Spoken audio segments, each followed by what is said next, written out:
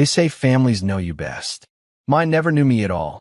I sat at the edge of the long oak dining table, same place I'd been sitting since I was a kid. That corner seat, quiet, unnoticed, deliberately left out of the laughter. Even now, 34 years old, I was treated like some distant relative they had to tolerate. Like I didn't belong. Evan was bragging again about closing another six-figure deal for some real estate conglomerate. Dad nodded with quiet pride, while Mom's face lit up like he'd just won a Nobel Prize. Grace talked about her latest promotion at the bank, how she'd moved into a luxury condo uptown. Everyone clapped, toasted. Then the attention turned to me. Liam, Mom said with that tone, sweet but loaded. You still doing that online work thing? A pause, a chuckle from Evan, a smirk from Grace. Still working on it, I said calmly. A few projects. It's going well. Oh, she replied.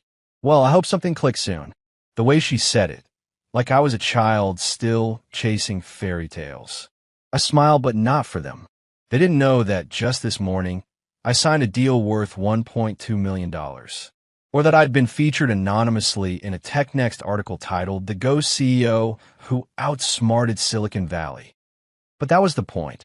They didn't know, because I made sure of it. I watched them laugh. Watched Evan pour himself another drink. Watched Grace show off her diamond bracelet. And all I felt was silence. Not pain, not anger. Silence. Like the deep, still breath before a storm. Hey, if you're still watching, that means you're enjoying the story. I have one small request. I'm trying to reach my first 1,000 subscribers. If you like stories like this, please hit the like button and subscribe to join the journey. It means a lot to me. And trust me, even better stories are coming. I didn't set out to lie. I just stopped correcting the assumptions. At first, it was easier. They saw me struggling, and I let them believe that was still the case. They never asked questions. They never offered help. They just made jokes, passed judgments, changed the subject when I spoke. But they didn't know what I was building behind the scenes. 6 years ago, I was living in a cracked studio apartment in Brooklyn. One window, no heat, bad plumbing, and a landlord who didn't even pretend to fix things. My job applications got rejected daily. Companies wouldn't even respond. My bank account barely stayed above zero. Then came the moment. A bad client scammed me on a freelance gig. Refused to pay. Called me stupid for trusting him. That night, I sat on the floor of that freezing apartment and promised myself one thing. I will never depend on anyone again. That's when I started learning, building, quietly. While everyone else was partying, I was buried in code, tutorials, late-night webinars. I sold everything I owned that had value. Bought a second-hand laptop. Created a business under a fake name, LNC Holdings. At first, nothing worked. No clients. No revenue. No hope. Then, something clicked. A marketing tool I built went viral. Not on the surface web, but in deep corporate Slack channels. A friend of a friend connected me to a struggling startup. They paid me $10,000 to customize it for them. That deal led to 5 more. And I never looked back. But I didn't tell anyone. Not Dylan. Not Sophie. Definitely not my family. I kept it all to myself. Not just the success, but the strength it gave me. The world thought I was barely hanging on, but I was building an empire. In the shadows. I never thought about revenge. Not at first. What I wanted was peace. My own life. My own name. My own worth. But it's hard to forget the little things. The constant reminders that you're not enough. Like when my dad laughed at my business idea and said, maybe focus on something real, son. Or when Mom told family friends, Evan's our lawyer, Grace is our banker, and Liam, well, he's figuring things out. Or when Grace excluded me from her engagement party because there were only enough seats for immediate contributors. That word stuck with me. Contributors. As if my value was tied to status. Salary. Title. They didn't know I had already built a team of 7. That my company was running in 3 countries. That I'd reinvested every cent into development, scale, and brand control. They didn't know I was behind the product Evan's firm quietly licensed for legal tracking. They didn't know my hands were shaping the industry from behind a veil. Because I chose this. I chose to disappear from their idea of success and reappear on my own terms. I spent years building something no one could take from me. Something pure. Something that didn't need their approval. But then came the slip. The moment my name showed up in a business registry, Evan accidentally searched while scouting a client. He didn't say anything at first, but I saw the shift, the side glances, the sudden interest in how I was doing. The phone call from Grace asking if I could help with an investment as a favor. They were starting to suspect, and that's when I realized my silence was no longer protection. It was power, and soon it would become justice. They thought success looked like expensive suits and loud announcements. I knew better. Success is quiet. It's waking up with purpose, owning your time, knowing no one can pull the rug out from under you again. They never saw the struggle, the countless nights I paced the floor, broke, exhausted, unsure if it was even worth it. I go 36 hours without sleep, eat cheap ramen 3 meals a day. I'd cry in the shower so no one, not even myself, could hear it. But every small win was a brick, and I kept building. Soon, I wasn't chasing clients. They were chasing me. Companies from Germany, Singapore, Silicon Valley, CEOs with degrees from MIT were calling me Mr. Carter. I set up a holding company in Delaware, opened offshore accounts. My name? Scrubbed from all public records. I hired an alias to appear in interviews, paid for silence, built walls between who I was and who I let the world see. That was success, not the applause, not the status. Control, the freedom to build something no one could take away. Not my father, not my siblings, not even the ghosts of my past. But even as my company tripled its valuation, even as I crossed my first $10 million in revenue, I stayed invisible. And that invisibility, it became my armor, until it needed to become my sword. Business became my lifeline and my revenge. While Evan polished court briefs, I was designing smarter contract AIs. While Grace posted about bonuses, I was closing Series B funding under a different name.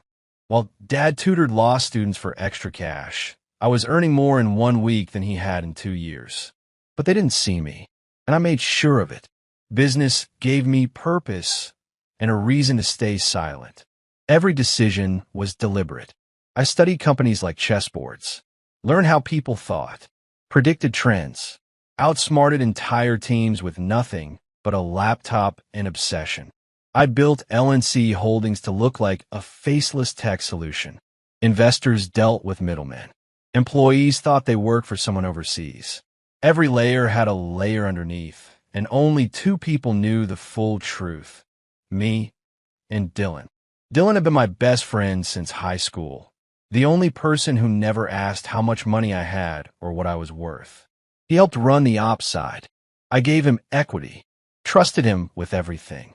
Man, he told me once, your family has no clue they're talking to a ghost millionaire. I nodded. Good. Let's keep it that way.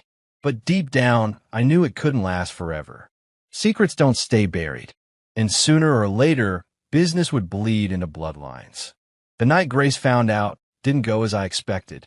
It started with a slip, a mutual contact tagging LNC Holdings in a business article. She was scrolling, half distracted, when the logo caught her eye. She remembered it from a folder I once left open on my laptop months ago. She called me the next day. Light voice. Too polite. Hey, Liam. Quick question. Do you know anything about LNC Holdings? My pulse spiked, but my voice didn't crack. Heard of it, I said. What? She laughed. Oh, just saw it online. Weird coincidence, huh?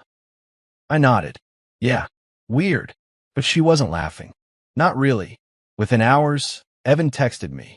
Heard your name floating around in some business registry. Want to grab lunch? Then Mom called. Then Dad. Suddenly, everyone wanted to check in on me. The secret I had guarded with iron walls was leaking. I sat in my office, floor-to-ceiling glass behind me, skyline blazing like fire. I looked down at my phone. 3 missed calls, 2 voicemails, 1 family, realizing they never knew me at all. And I realized something else. They weren't shocked I'd been successful. They were shocked I didn't need them. The secret wasn't the business. The secret was me, who I became while they weren't looking. And soon, they'd see just how much of me they'd ignored and underestimated. I didn't do it for revenge. Not in the beginning. I did it for freedom, for peace, for the version of me I almost lost, the one who believed he could build something without begging for approval. But as the calls rolled in, as my family scrambled to reconnect, I felt it, that old ache, that raw memory of sitting in the back seat while Evan got front row, of being told to stay quiet during holidays because adults were talking, of Mom telling me, Liam, not everyone is meant to do great things. And now they wanted in. They didn't see me when I was scraping by, when the lights got shut off, when my car got declined at a gas station. But now that I had something they couldn't control, they wanted a seat at the table I built with my own hands. For years, I would have given anything just to be seen. Now, I gave them nothing. I watched their messages pile up, didn't reply, didn't flinch, because I didn't build this life for them. I built it for me, and I wasn't done yet. I lost years to silence, years pretending, years hearing the same line, "You'll understand when you grow up." But I had grown up. I had grown up in fire, while they watched from a distance and laughed. I remembered birthdays spent alone, watching them go on trips I wasn't invited to, sitting in tiny apartments while they posted family pictures I wasn't part of. I sacrificed everything: love, sleep, comfort, health. So when they started piecing the truth together, it was too late. They had missed the climb, and they would never touch the peak. Now I had the power to rewrite everything, not with rage, but with control. I wasn't here to burn the bridge. I was here to show them I didn't need it. It was a Thursday. I remember because it was raining, soft, constant, like the world knew something was about to break. That's when I walked into that dinner. The same long table, the same fake smiles. Only this time, something was different. They were nervous. Evan stood when I walked in, something he'd never done before. Grace smiled too hard. Mom pulled out my favorite wine like I'd just come back from war. They found out, or enough of it to be scared. Liam, Dad said, "We've been meaning to talk." I sat down slowly, didn't speak, just watched. "We're proud of you," Mom added. "We always knew you had potential." Now that made me laugh. "Did you?" I asked. "Because for 10 years, you didn't even ask what I was doing." They all went quiet. And for the first time, they listened. I didn't reveal everything. Not yet. But I gave them just enough. Enough to make them wonder how deep the truth really ran. And then I turned to you. Yes, you watching right now. Let me ask you something. Where are you watching this story from? What city? What place? What corner of the world? Drop it in the comments. I want to know how far this story is reaching. Because you might not believe it yet, but this story, it's not just mine anymore. Everything changed the moment I said that one word. My business, my company, my life. For years, I had no claim over anything. Not attention, not respect, not even a damn seat at the family table that felt earned. But now they were all waiting, watching, wondering. I saw the shift in their eyes. Suddenly, they weren't looking at the black sheep of the family. They were looking at someone they didn't recognize. Someone who didn't ask for a thing and had everything. Evan, for once, didn't interrupt. Grace, for once, didn't roll her eyes. Even Dad, the man who once told me I was too soft for business, leaned in like my words carried weight. Because they did. I told them just enough to taste it. That the software firm Evan's firm used to streamline contracts? Mine. That the digital finance tools Grace recommended to her clients? Built by my team. That the property developer Dad praised for smart acquisitions.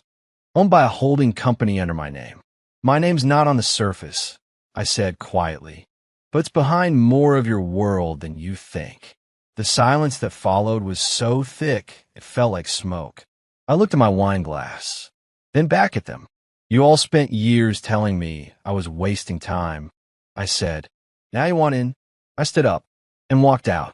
It was the first time in my life I left the table with all the power. Family. That word meant everything once, but over time, it meant less and less. Because real family doesn't forget you exist. Real family doesn't show up only when there's something to gain. While I was scraping coins for coffee, no one called. When I lost my apartment, no one offered a couch. When I worked through birthdays and holidays, building from nothing, not a single person checked in. And now they wanted to call me son, brother, blood, like those titles meant something by default. But family isn't made from shared DNA. It's made from loyalty, respect, presence, and the only people who had ever given me that were Dylan and myself. I thought revealing the truth would give me closure. Instead, it gave me clarity. Clarity that the only person who ever believed in me when I had nothing was the man in the mirror. They were my support system. They were the storm I survived. It didn't take long for the rest of the truth to surface. Grace did a background search. Evan hired someone. They thought they were being slick, but I designed my walls too well, and still, one crack was all they needed. Within 48 hours, my name was leaked to one of the business blogs. A headline went up, Brooklyn Ghost CEO revealed. Meet the multimillionaire behind LNC Holdings. My inbox exploded. My face, blurred but traceable, went viral in investor circles. And suddenly, the people who'd never answered my emails before were offering me TV deals, panel invites, equity partnerships. But it wasn't the outside world that shocked me. It was the people closest to me. Dad called with his voice off for the first time in my life. Proud of you, son, he said. Wish I'd paid more attention. Grace sent a gift basket, as if fruit and cheese could undo a decade of silence. Evan, he invited me to chat about business strategy over lunch. And maybe years ago, I would have taken a bait. But not now. It didn't discover me. They discovered value. And now that they saw mine, I had only one question left to answer. What do I do with people who only see your worth when it's too late? I never thought they'd come for everything. Not just attention, not just praise, but a piece, a share of something they never built. It started small. Evan hinted at synergies between my tech and his legal firm. Grace wanted advice on investing, but kept steering the conversation toward equity.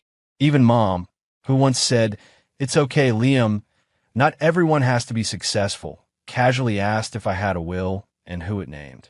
I watched them shift like shadows. Soft voices, slow praise, fake humility. They thought they were subtle. They weren't. They hadn't changed. Only their perception of me had. I'd seen this in business. People who ignored you until you had leverage. Now my own blood acted the same. They didn't want reconciliation. They wanted real estate, bank access, board seats, everything. But they had no idea who they were dealing with anymore. Because I had learned. The man they ignored? He learned how to protect what mattered. And I wasn't giving an inch. There's something about the word net. Most people hear it and think safety. But in my world, a net isn't for saving. It's for trapping. That's what I built. A safety net for myself. And a spider's net for them. See, I knew curiosity would get the better of Evan. I planted a trail just messy enough to follow. Let him believe he was uncovering a secret. He took the bait. Hard. He called an investor I was quietly courting and tried to undercut me. He offered insider insight into my operations. Thought he could leverage a family name. What he didn't know, that entire deal was fake. The call? Recorded. The investor? An actor. A legal setup with timestamps and signatures. I handed it to my legal team. You sure you want to go through with this? Dylan asked. I didn't even blink. Let him feel what it's like to be underestimated. The net was cast. Now I just had to wait for the collapse. All my life, they measured worth in the loudest ways. Titles, degrees, public praise. But I learned real worth is quiet, private, untouchable. It's not in the applause. It's in the moments after, when no one's looking. I found mine in the nights I didn't quit, in the failures I owned, in the success I didn't need permission to claim. And now, they were trying to put a price tag on it. But what's the worth of being ignored your entire life? Then suddenly being called valuable? What's the cost of losing every family memory? only to be invited back when there's money on the table. They wanted to calculate me, but I was never math.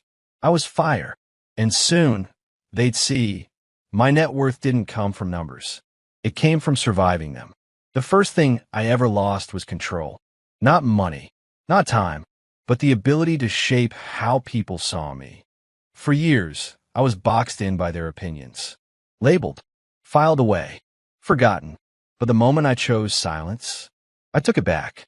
Control came in strange forms, like watching Evan spin stories to the wrong people while I held the facts, like Grace pretending we were always close, just to pitch a fake investment, like Dad calling late at night, asking how I managed to do all this without a law degree.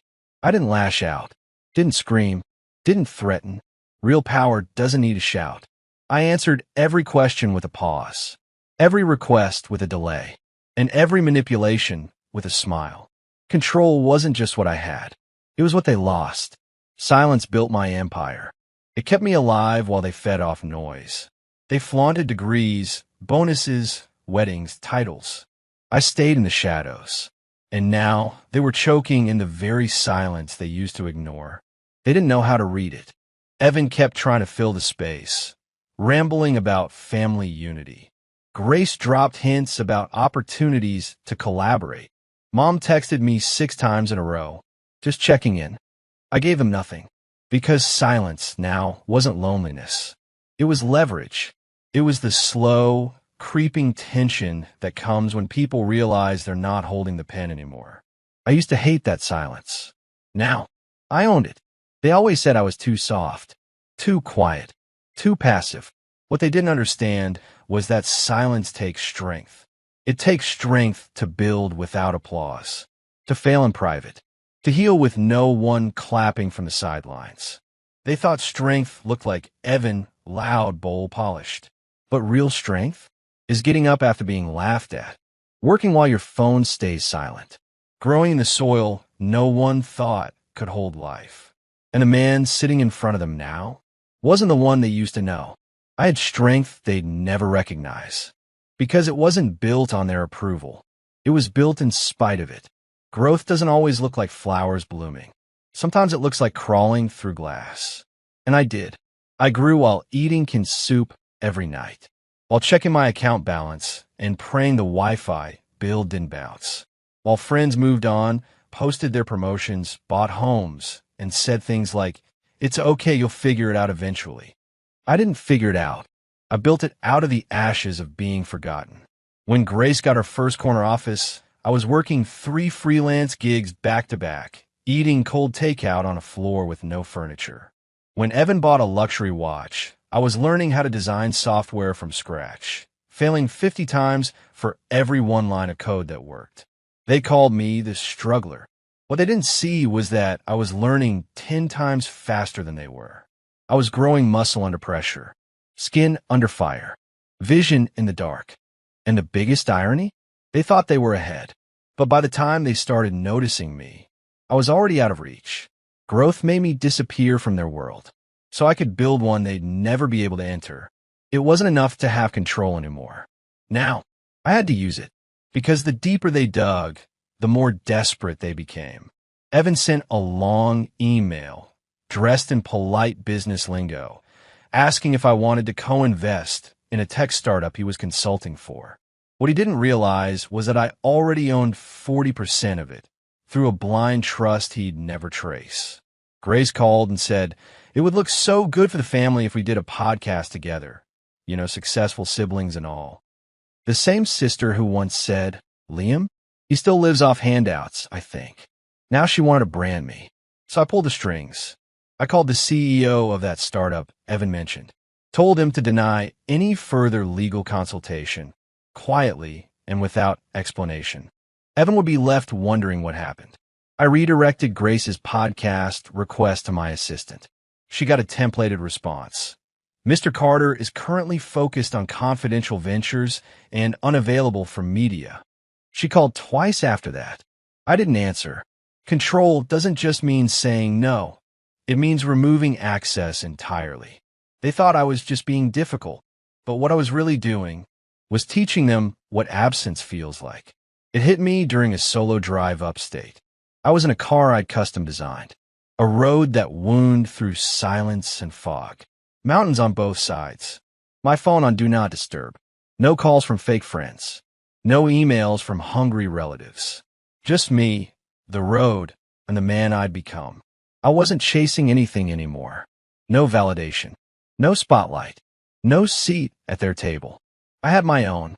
I remember the version of me that used to sit outside those family parties, pretending to laugh when he felt like crying. I remember that silence, that ache, that invisible weight. And now, I felt light, because success wasn't in the bank account. It was in peace. It was walking into a room full of people who once doubted you, and realizing they don't have the power to move you anymore. That's when I knew I hadn't just become successful. I had outgrown every single person who tried to keep me small. Empires don't rise overnight. They grow brick by brutal brick, layer by sleepless layer. And I built mine in silence, while the world turned its back. My empire wasn't loud. No marble office buildings. No fancy press conferences. No viral TED Talks. Just strategic anonymity. Controlled influence. Quiet ownership. 6 different companies. 3 continents. One name behind it all, mine. But no one saw me coming. Not even the competitors I outbid. Not even the executives who pitched to me, unaware I was the final signature in the deal room. And certainly not my family. They thought I was still living month to month. A ghost in my own story. But that ghost? He became the shadow behind some of the most important tech tools used today by banks, hospitals, even the government. I didn't need to flash it, because real empires don't scream. They just move pieces and own the board.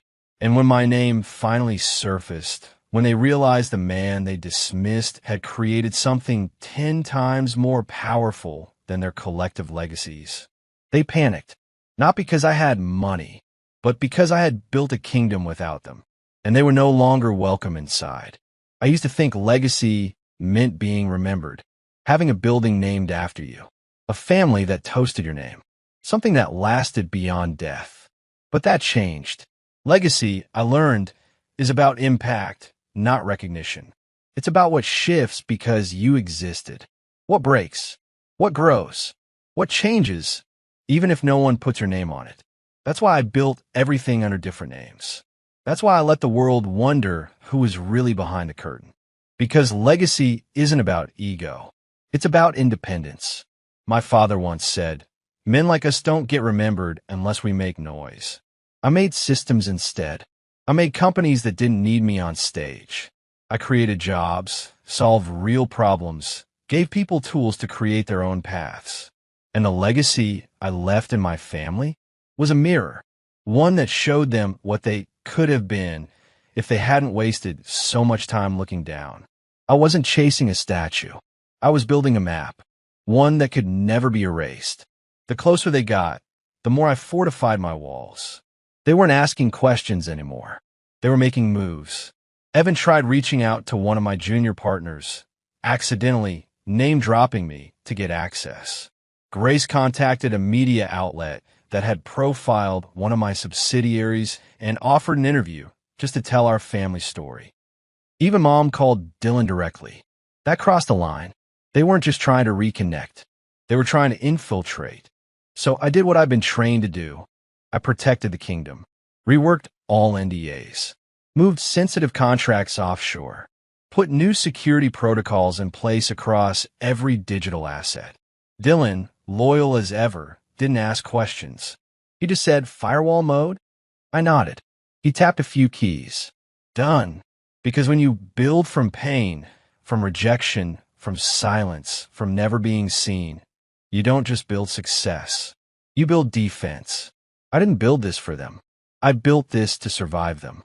And now that they discovered who I really was, I had to make sure they'd never touch what I made. They almost got to me. Not with words, not with apologies, but with temptation. It started with Evan showing up outside my building without warning. He claimed he was just in the area, but he'd never stepped foot this far downtown before. His voice was lower than usual. His ego dressed in a new suit, humility. I know we haven't always seen eye to eye, he said, but I admire what you've built. I watched him struggle to get the words out. Then he pulled out a proposal, an actual folder. It was a business pitch, part family legacy, part legal fintech hybrid. He wanted me to fund it, back it, brand it, said it would bring us closer. I flipped through it, calm on the outside. Inside, I was 12 years old again, remembering how he used to shove me out of the frame during family photos. Temptation whispered, just say yes. Show them grace. Be the bigger man. But I'd been the bigger man in silence for too long. And this wasn't grace. This was bait. I closed the folder, handed it back. You want my money? I said, not my presence. He didn't deny it. I didn't give him either. 2 days later, it started. A blog post went live, small, niche, but designed to hit below the belt. Accusation, rumors, twisted timelines, whispers that I'd faked my business history, that I had unfair advantages, that I'd stolen code. No sources, no real facts, just noise. But it was enough to stir questions in a few of my circles. I knew exactly where it came from. Only one person had access to the right details. Enough to sound dangerous, not enough to be true. Evan. He couldn't get inside, so he tried to tear it down from the outside. It was a clumsy attack, but it made one thing clear. He was done pretending. I responded exactly how I was trained to, with silence. Behind the scenes, though, my legal team moved. Quietly, decisively. The article was pulled within 72 hours. The author issued a generic retraction. But the damage was already done, not to my business, to my trust. That was the final thread, the last chance. Now, there were no second thoughts left. He didn't want peace. He wanted a peace. So now, I was done playing careful. Dylan was the only one who never changed. From the first day, I showed him the mock-up of my app, back when it was nothing but scribbles on a napkin, to now, when it powered entire systems across 5 countries. He never asked for more than what I offered. He never flinched when I told him to sign an NDA with my own family. Never questioned when I rerouted all executive-level emails through a ghost address. Never once treated me differently. Even after the first million, the first headline, the first time someone called me the ghost genius of tech. So when I told him what Evan did, Dylan didn't hesitate.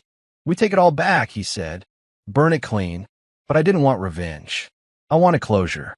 Not yet, I told him. Not with fire. He raised an eyebrow. Then how? With proof. With grace. And with silence so loud hurts. That's loyalty. Not in the noise, but in the patience. In the stillness before the final move. And soon, that move was coming. Not for revenge, but for peace. Real peace, the kind that doesn't ask for applause. Just distance.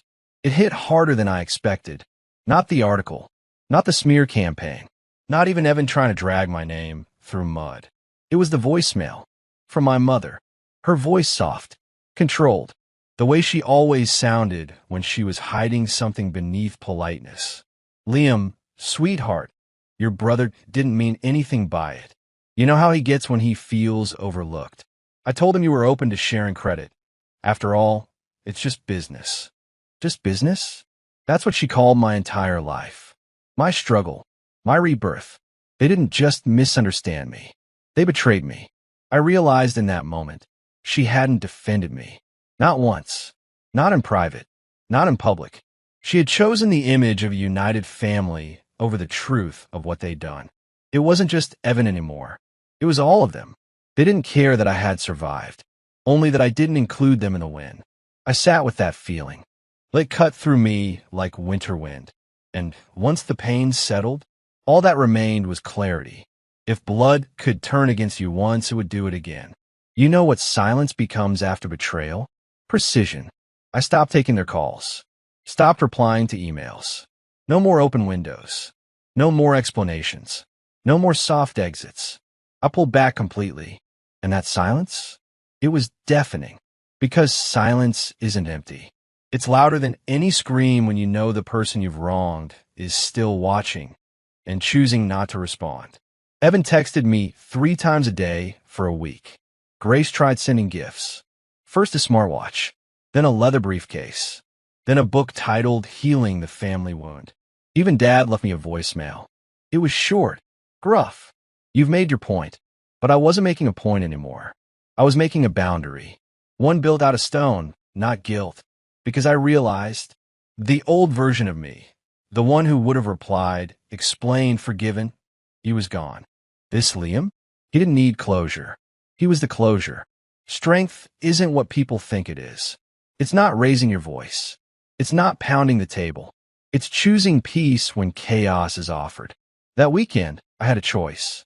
An old friend in publishing offered me a profile spread. Full article. National reach. A piece that would finally lay it all bare. My rise, the betrayal, the family that tried to erase me. It was tempting, deeply, but I said no. Not because they didn't deserve exposure, but because I didn't need it anymore. Strength was in walking away without dragging them behind me. I didn't want to destroy their names. I just wanted mine back. So I hosted a private event, a small gathering, 40 guests, investors, leaders, a few of my earliest partners. The theme was simple, quiet giants. No press, no red carpet, no spotlights, but every seat had a card that said, built from silence, protected by strength. And when I gave my closing remarks, I didn't mention my family once. Because true power is when your absence from someone's life is louder than your presence ever was. Secrets don't just protect people. They reshape them. For years, I carried mine like a hidden weapon. Not out of pride, but out of necessity. Because when you grow up unseen, you learn quickly. Anything valuable needs to be hidden or it will be stolen. The truth about who I had become, it was never for their approval. It was for me. But every secret has a shelf life. And mine had reached its final hour. I didn't come forward with press releases or social media posts. I came forward at a family dinner. My mother's birthday. They invited me, probably expecting another polite appearance. Another quiet Liam, sipping wine in the corner, laughing when prompted, leaving before dessert. But I didn't arrive alone. I brought Dylan. I brought my legal counsel. And I brought a stack of envelopes. One for each of them. Grace opened hers first. A cease and desist for using my name in her failed podcast pitch. Evans was next. Documentation of his breach of contract attempt disguised as business opportunity. Dad got an accounting breakdown. Proof that his recent sudden property inquiries into my holding companies were noted and declined. And Mom? Hers was the simplest. A single sentence. Respect isn't a gift, it's earned. They stared at me like I'd slapped them all. But I hadn't raised my voice. I had just removed the mask. And that was the loudest sound in the room. It wasn't the letters that haunted them. It was the clue I left behind. On the back of each envelope, a date. A single, specific date. For Grace, it was the day she blocked me from her engagement party. Said the guest list was tight. For Evan, it was the afternoon he told me, "You're not like us, Liam. You don't have what it takes." For my father, it was the night he walked out of my first product pitch, before I even finished the second slide. And for my mother, it was the one time I ever asked her directly for help. I needed $300 to keep my apartment from being locked out. She had it. She just didn't offer it. Each date engraved in me. They weren't chosen out of bitterness. They were facts. Time-stamped memories. Proof that I remembered everything they tried to forget. They didn't say much that night. Just stared. Swallowed hard. It wasn't rage on their faces. It was realization. They weren't the victims of my success. They were the authors of their own exclusion. And for the first time, I saw it in their eyes. They finally believed who I was. Because the man in front of them wasn't asking to be seen anymore. He was done explaining. After that night, the house of cards started to fall. Calls came in. Fast. Too polite. Too late. Grace tried playing the victim. Liam, I didn't know it meant that much. You should have told me. I would have fixed it. But fixing something means it was broken by accident. Evan, on the other hand, took a different route. He showed up at my office unannounced. Security stopped him. He told them it was urgent. That he was family. That word again. Like it was a key card that unlocked all doors. He didn't get past the lobby. And the next morning, a journalist reached out, claimed they received tips suggesting I'd stolen intellectual property during my early startup years. I smiled when I read it. The suspicion game had officially begun. But what none of them realized is that I'd been preparing for this phase for years. Everything I ever built had layers: legal protection, offshore hosting, corporate masking, partner shields. I didn't rise through chance. I rose through calculation. So I sent the journalist a single file, a time-stamped folder from 6 years ago. Within an hour, they pulled the piece. That's when it hit Evan. I wasn't scared of the spotlight. I just never needed it. And that's what made me dangerous. Denial was their last defense. Not denial of the truth, that ship had already sailed, but denial of accountability. They couldn't admit what they'd done, couldn't look me in the eye and own the role they played in shaping the silence that raised me. So they rewrote the story in real time.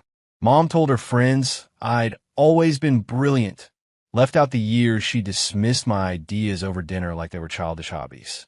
Grace posted an old photo of us with the caption, "Proud of my brother's accomplishments, always believed in you."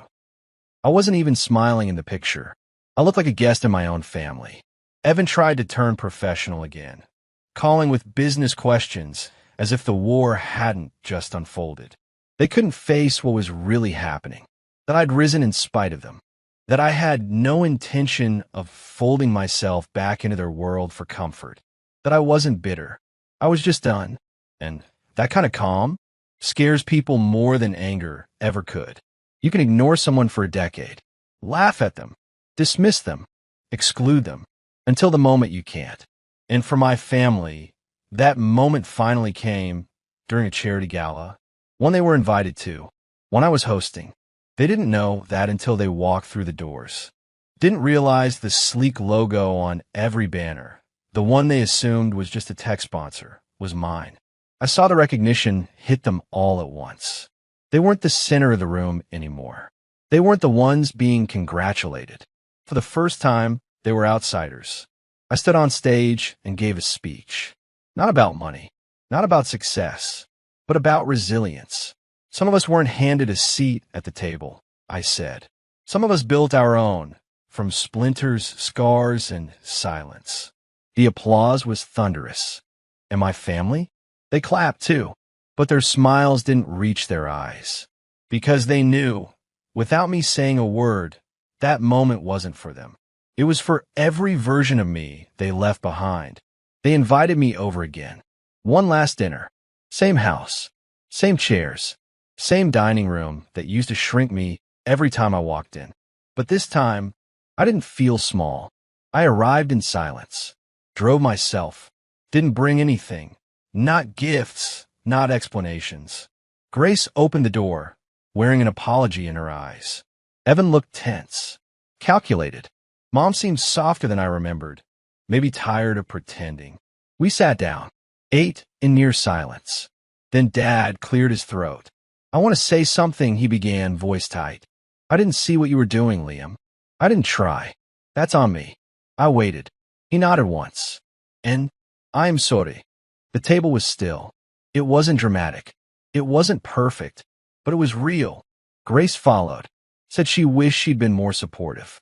Evan, the last to speak, just muttered, "You proved us wrong." I looked around.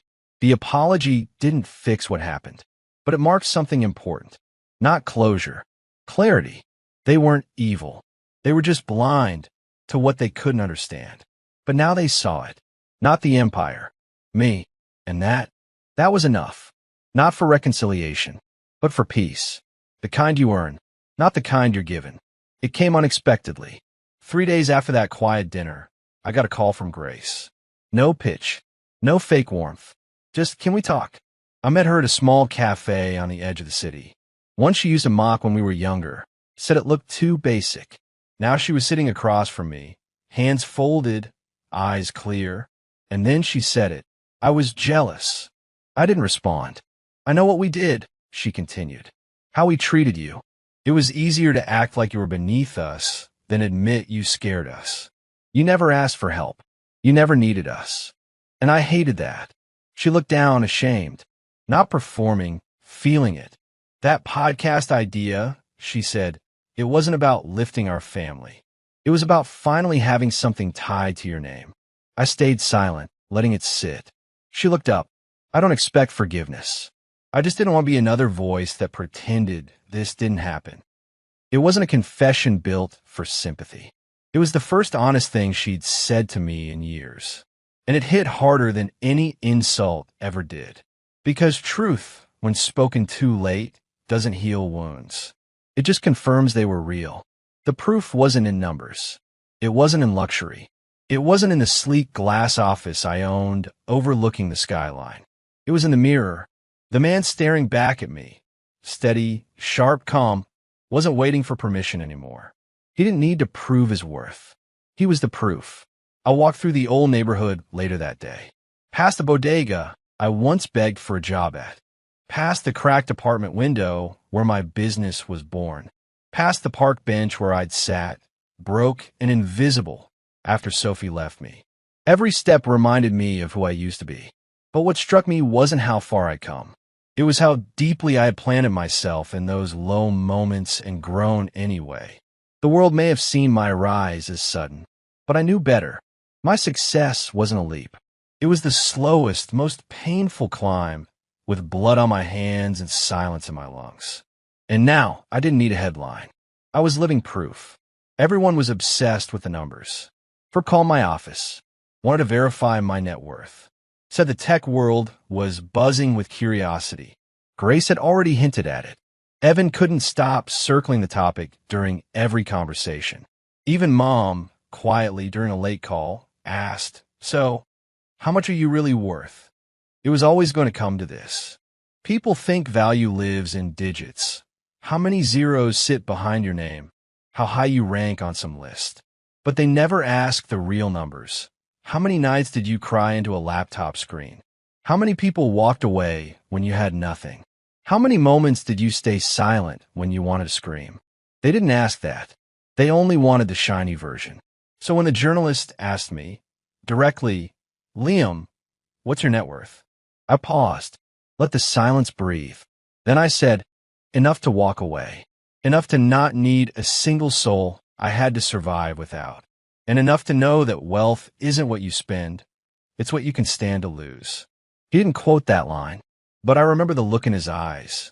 Because some numbers don't fit in articles. Some only make sense when you've earned them in pain. There was something haunting about that word now. For years, it was the start of every rejection. My resume isn't good enough. My ideas don't land. My family doesn't see me. But now, it was the root of everything I had. My company, my rules, my peace. And yet, despite all that, there was still one thing left I hadn't fully claimed, myself. Because part of me had been shaped in reaction to them. Every move designed to stay out of reach, stay unread, stay protected. But lately, I'd felt a shift. I was no longer hiding. I wasn't watching my back. I wasn't building just to survive. I wasn't making decisions from fear or memory. I was living in full view, and not just surviving, leading. So when I walked through the offices of L&C Global that Monday morning, 48 floors up, with my full name finally etched on the glass, it hit me. This wasn't a secret anymore. This was mine, not built to prove anything, just built to last. It always circles back to family. Not the concept, the reality. Not the bloodline, the behavior. And in my case, it was both poison and fuel. There was a time when I would have done anything to hear my dad say he was proud. To hear Evan admit he was wrong. To feel like I belonged at that table without having to earn a seat 10 times over. But I'm not that person anymore. Because real family doesn't show up only when there's success. Real family checks on you when the bank balance is zero. Shows up when there's nothing to gain. Stays quiet when the world mocks you. But never lets you doubt your worth. I found that in Dylan. In my assistant who stayed during the worst launch quarter. In the mentor who taught me to build in silence, not beg for noise. And strangely in myself, I became the family I never had. Strong, loyal, consistent, present. So when Evan called that evening, again, I finally answered. But I said only this: I'm not angry. I just don't trust you. And I'm no longer building bridges I'll regret crossing. Then I hung up. And for the first time in my life, I didn't feel guilty. I felt free. They always thought the moment I was discovered would be the climax, that the headline would break the internet, that people would chant my name, that I'd stand in some marble hallway shaking hands with billionaires who'd finally realized my genius. But the truth? The real moment I was discovered was quiet. It happened in the eyes of people who used to overlook me, in the pause that followed my name when someone realized, wait, that's him? In the hushed tones of relatives who once pitied me, now asking how they could learn from me. But the most important discovery? It wasn't theirs. It was mine. I discovered that I didn't need to be known to be complete. I didn't need applause to feel worthy. I didn't need their respect to stand tall. Because when you build something from the ground up, with scraped knees, sleepless nights, and no guarantees, you don't chase attention. You become it. And now that I've been discovered, I wasn't shrinking again. Not for nostalgia. Not for family. Not for anyone. Funny how the word everything changes meaning depending on where you're standing. To my family, it meant status, influence, recognition. To the world, it meant numbers, articles, spotlight. But to me, everything meant this: a quiet office at dawn, lit by warm sunlight, a team I trust, a product that works, a mission that no longer drains me, a phone that doesn't ring out of desperation, but rings when someone needs direction, not rescue. I had finally reached a place where I didn't owe anyone anything. No more proving, no more defending, no more filling the silence with half-truths just to keep the peace. Now, I only moved when I chose to, and that meant saying no, often. I said no to a documentary about my story, no to a tell-all interview, no to the extended family asking if I could help cover someone's tuition just until things settled down. Everything I had built wasn't an invitation for others to take pieces. It was a reminder that I earned it, inch by inch, failure by failure. I thought reaching this point would feel louder, more cinematic, like fireworks. But the truth? It felt like stillness. And sometimes that's the most powerful kind of ending, where nothing crashes, no one screams. You just stand in your own life, fully, finally, with no desire to run anymore. Because everything I ever needed was already here. The word net once terrified me, as a net worth. That terrifying label that reduced a human life to a number with a dollar sign. I used to chase it, measure myself against it, scroll past profiles of 20-somethings with millions in crypto or exits I couldn't imagine, and think I'm behind. I'll never catch up. But now I understand the truth. The real net isn't what catches you. It's what you build to catch yourself. Your discipline, your resilience, your refusal to quit when everyone else walked away. I ran the numbers recently. Not because I wanted to, but because my CFO insisted we get everything down for the fiscal year. And there it was, $72.4 million. That's what I'm worth on paper. But that number, it doesn't hold a candle to what I've truly earned. Because my real net worth is knowing I never have to explain myself again, never have to chase fake support, never have to shrink to fit a room I outgrew long ago. I don't say that to flex. I say it because I finally understand what freedom feels like. And it's not in what you can buy. It's in what you can walk away from. No fear, no begging, no more silence, only truth. And I still haven't spent a single cent to be seen by the people who once looked right through me. The auditorium was silent. Hundreds of eyes fixed on me as I stepped up to the podium. No suit, no script, just a mic, a simple black shirt, and a stage I never begged to stand on.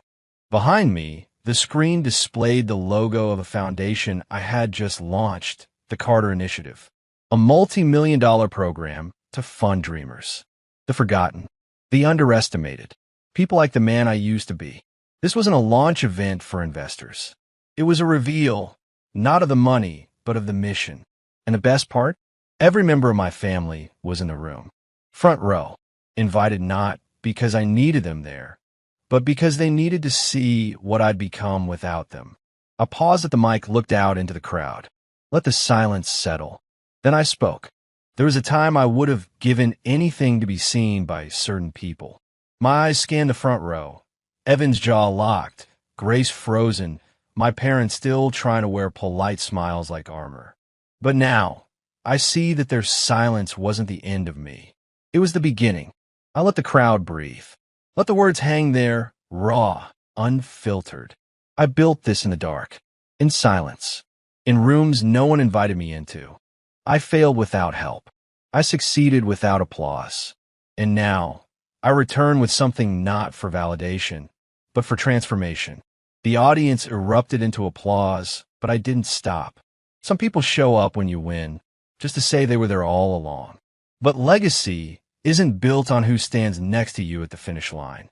It's built on who helped carry you when you had nothing. That was the first time my voice cracked. I looked to the side of the stage. Dylan stood there, not in a suit, just in his usual hoodie and jeans. Loyal, quiet, always watching my six. I smiled. Then I turned back to the mic. To those who doubted me, I didn't rise to prove you wrong. I rose because you gave me no choice. And for that, I thank you. There was no rage, no venom, only truth, served cold with clarity. That was the revenge. Not lawsuits, not headlines, but forcing the ones who dismissed me to clap. And they did, not out of love, out of sheer, inescapable respect. After the event, a reporter asked the question I knew would come. What's next for you, Mr. Carter? I looked into the camera and answered with the final words of a journey no one saw coming. Freedom. Then I walked off stage, not to cheers, not to chaos, but into a life I had built with my own hands. No more masks, no more silence, just peace, and a legacy too loud to ever be ignored again.